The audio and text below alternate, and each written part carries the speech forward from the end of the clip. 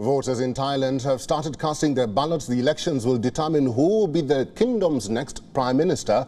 It is widely expected that results will heavily weigh in favor of pro-democracy opposition parties. But the bigger question is, will it make any difference? Because election wins here have often been overpowered by coups and orders from the courts. About 52 million citizens are eligible to cast their votes in over 95,000 polling stations scattered across the country. Up for grabs are the 500 seats in the House of Representatives. These include 400 seats that are directly elected and 100 seats that are allocated on a proportional representation basis. Thailand's incumbent Prime Minister Prayut Chan-O-Cha is running under the banner of a new party called United Thai Nation. The 69-year-old retired general became Prime Minister in 2014 following a coup.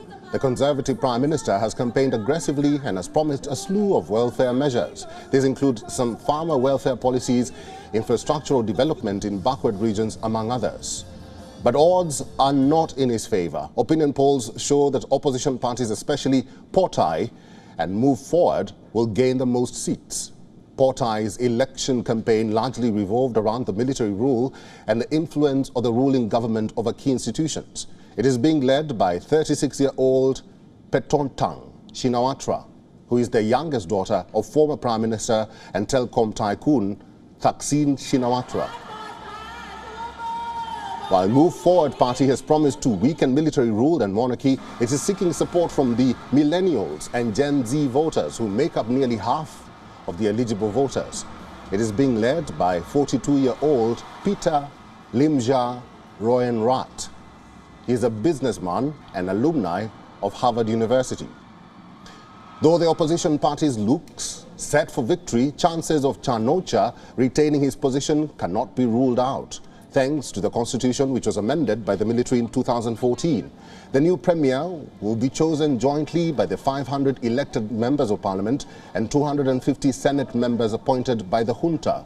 In 2019 general elections, Chan-O-Cha rode on the support of the Senate to become prime minister, which saw a complex multi-party coalition.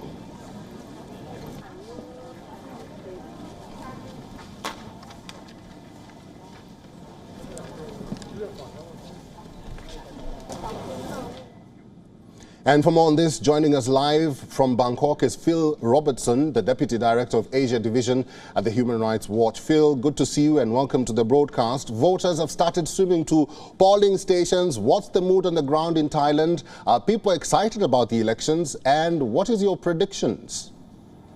Well, people are very excited. We've seen a lot of people making their way to the polls very early in the morning. The polls open at 8 o'clock. The couple of places I've been to in Bangkok have seemed to be orderly and well managed. So far everything is peaceful and orderly, and that's good news. Many of the people I've spoken to plan to go to vote. There's, I think, a real interest in potential change in the country. How that plays out in terms of which party wins is unclear, but the polling has shown that the progressive opposition to the current government is leading, and really it's their election to lose. Phil, this is considered a pivotal general elections. Thais will be electing at least 500 members in the House of Representatives. What is at stake in these polls? Well, quite clearly the direction of the country for the next 4 years. Also, I think issues like the role of the military in politics, issues of human rights, local development, support for the elderly, the poor, the disabled.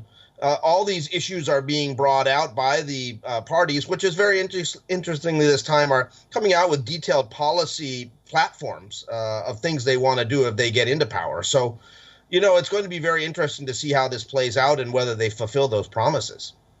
Phil, finally, there's also the aspect of young radicals shaking up the politics in Thailand.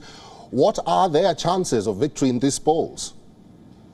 Well, I think the Move Forward Party, which is the party that's most likely to get the support of the youth vote, you know, is really the party that the conservative establishment, and by this I mean the military, the police, the judiciary, are most worried about. And we'll have to see whether there's games played later after the elections on, trying to dissolve the party or use constitutional means and legal weaponization of various different broad statutes to try to take down that party. That's, I think, a fear that many people have, that, people will lose their vote because the party that they voted for is ultimately done in a way that is many people feel is not fair. All right, the elections have begun in Thailand. I've been talking to the Deputy Director of Asia Division at the Human Rights Watch. His name is Phil Robertson. Phil, thank you for talking to WION World is One today. Thank you. WION is now available in your country. Download the app now and get all the news on the move.